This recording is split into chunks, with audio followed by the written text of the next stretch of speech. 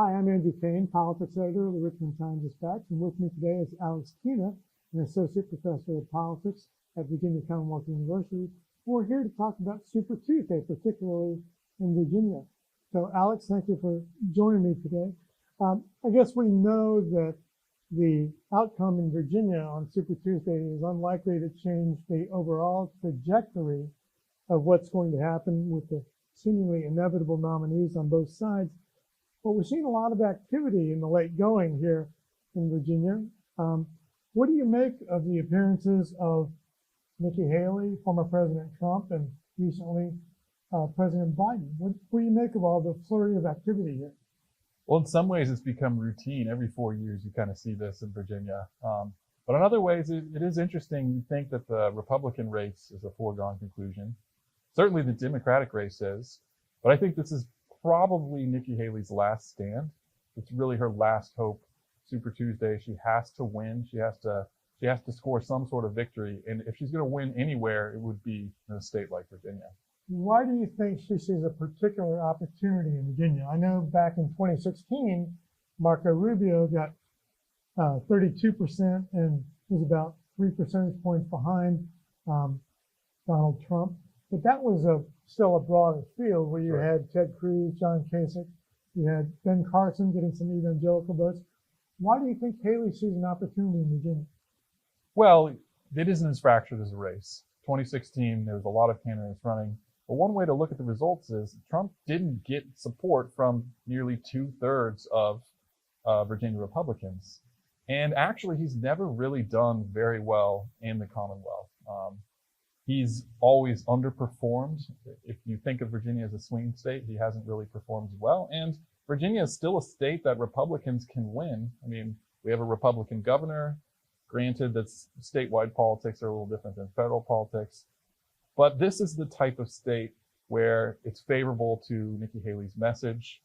And if you look at the distribution of voters across Virginia, there's a large suburban population in Northern Virginia and here in Central Virginia and in Hampton Roads as well. And these are the types of voters that Nikki Haley is hoping to win over. Why do you think former governor, former U.S.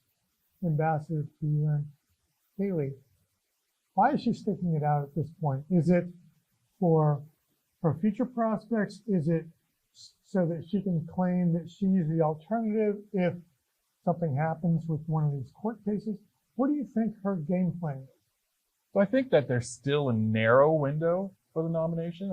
It's very, very narrow, but there's so much uncertainty. So far, we've only had a few contests, and the states that we've seen are not really representative of the country as a whole. So I think that Super Tuesday is a goal.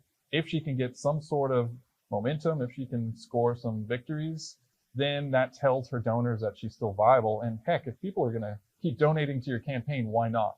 And I think you mentioned it as well. There's a lot of uncertainty with Donald Trump's legal troubles. You know, come the summer, it may be that the Republicans are scrambling to find a replacement. And here she is. She's run a campaign, and if she's there, then she might be the most palatable alternative. Before we close out, I just wanted to pivot to the general election at this point. It looks right now as if we're going to have a rematch of President Biden and former President Trump. As you noted, Trump has not done particularly well here in general elections. Biden beat him by 10 percentage points here in 2020.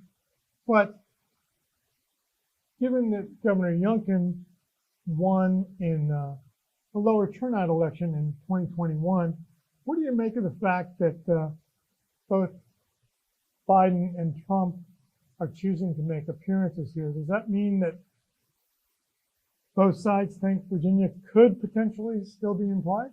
I think so. For the president, it's not that far of a drive down here, right? It's only a few hours. It's kind of low-hanging fruit. It's a chance to perhaps stay relevant because the center stage will be on the Republican primary contest. But yeah, it's a swing state, and only a few years ago, a lot of people thought that maybe Virginia wasn't a swing state anymore, but clearly it still is. And with the right message, Republicans can still win Virginia. And I think that's probably on Biden's mind, his team as well. And they know that if they show up, if they make an appearance, then this is one way of preparing for the general election. Very interesting. Well, there's going to be a lot to follow. And so I want to thank Alex Keena for joining me to discuss this interesting primary. And I want to encourage all of you to follow our coverage of Super Tuesday and the election to come on richmond.com and in the Richmond Times-Dispatch.